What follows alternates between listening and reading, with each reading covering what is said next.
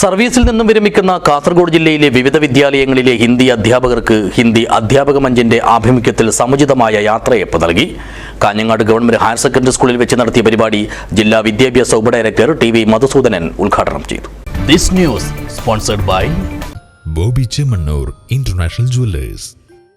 കാസർഗോഡ് ജില്ലയിലെ വിവിധ വിദ്യാലയങ്ങളിൽ യു.പി. ഹൈസ്കൂൾ വിഭാഗം ഹിന്ദി അധ്യാപകരായി ദീർഘകാലം സേവനമനുഷ്ഠിച്ച് സർവീസിൽ നിന്നും വിരമിക്കുന്നവർക്കാണ് ഹിന്ദി അധ്യാപക മഞ്ചിന്റെ ആഭിമുഖ്യത്തിൽ സമുചിതമായ യാത്രയയപ്പ് നൽകിയത്. കാഞ്ഞങ്ങാട് ഗവൺമെന്റ് ഹയർ സെക്കൻഡറി സ്കൂളിൽ വെച്ച് നടത്തിയ പരിപാടി കാസർഗോഡ് ജില്ലാ വിദ്യാഭ്യാസ ഉപഡയറക്ടർ ടി.വി. മധുസൂദനൻ ഉദ്ഘാടനം ചെയ്തു. ജീവിതത്തിൽ പുതിയ യാത്ര തുടങ്ങാനുള്ള അവസരമാണ്. ഇനിയാണ് നമ്മുടെ ജീവിതം. ഇതുവരെ ആകുമ്പോൾ നമുക്ക് ഒരുപാട് ഉത്തരവാദിത്തങ്ങളുണ്ടായി. ഉത്തരവാദിത്തങ്ങൾ ഇല്ലാതല്ല, കാരണം മക്കള് അങ്ങനെ മരുമക്കളെല്ലായിട്ട് ജീവിതം മുന്നോട്ടേക്ക് പോകുന്നു. അപ്പോൾ ഒരിക്കലും നമ്മള് പ്രായമായി എന്ന് പറഞ്ഞ് വിശ്രമത്തിലേക്ക് പോകാൻ പാടില്ല.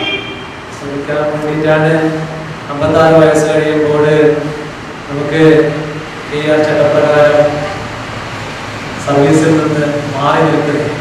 പക്ഷെ കൂടുതൽ ഊർജ്ജസ്വലതയോടുകൂടി സമൂഹത്തിൽ ഇടപെട്ട് പ്രവർത്തിക്കുവാനുള്ള അവസരമാണ് 2025-26 വർഷത്തെ ഹിന്ദി അക്കാദമിക കലണ്ടറിന്റെ പ്രകാശന കർമ്മവും ടി.ഡി. നിർവഹിച്ചു. ചടങ്ങിൽ ഹിന്ദി അധ്യാപക മഞ്ച് ജില്ലാ പ്രസിഡന്റ് കെ. സജിത് ബാബു അധ്യക്ഷനായി. ഹിന്ദി അധ്യാപക മഞ്ച് സംസ്ഥാന acting secretary K. Shiny teacher മുഖ്യാതിഥിയായി പരിപാടിയിൽ പങ്കെടുത്തു.